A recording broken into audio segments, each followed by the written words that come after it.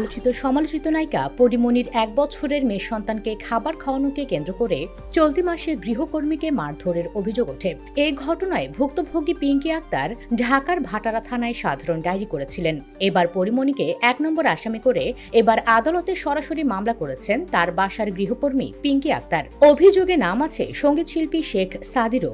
মামলার বিবরণে বলা হয়, একটি শিশু দেখাশোনার চুক্তিতে পিঙ্কিকে বাসায় নেওয়া হলেও তাকে 2টি বাচ্চার দায়িত্ব ছাড়াও রান্না ও অন্যান্য গৃহস্থালির কাজ করতে হতো।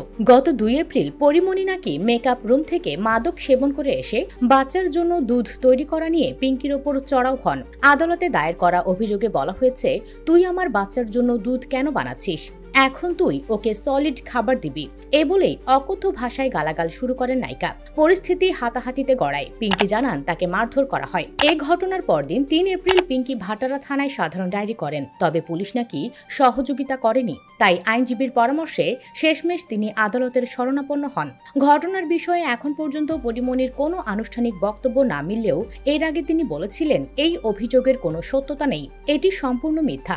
আমার বিরুদ্ধে ষড়যন্ত্র করে এসব কেউ করাচ্ছে। আশা করি পুলিশ এর সত্যতা বের করবে। এই নায়িকা বলেন, ওর কর্মকাণ্ডে আমার সন্দেহ ছিল। 2 দিন পর পর এ সমস্যা সে সমস্যা, শুধু টাকা চায়। ভেবেছিলাম এসেছে যখন 1 মাস থাকুক। পরে যার মাধ্যমে এসেছে তাদের জানালাম।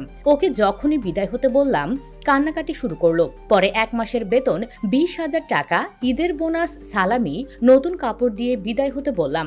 আমার বাচ্চাদের সঙ্গে যা করলো, ভারী কিছু তুলতে পারে না, আমার ছেলেকে কোলে নিতে পারে না। 1 মাসও হয়নি ব্ল্যাকমেইল শুরু করেছে। পরীমনি আরো বলেন, আমার সংসার চলে গৃহকর্মীদের ওপরে, তাদের সঙ্গেই আমার সবকিছু। আমি তাদের আপনি আন্টি ছাড়া কথা বলি না।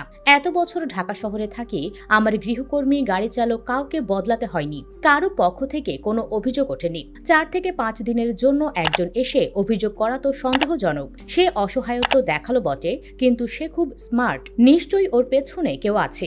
কারা ওকে আমার বাসায় পাঠিয়েছে সেটা খুঁজে বের করতে হবে।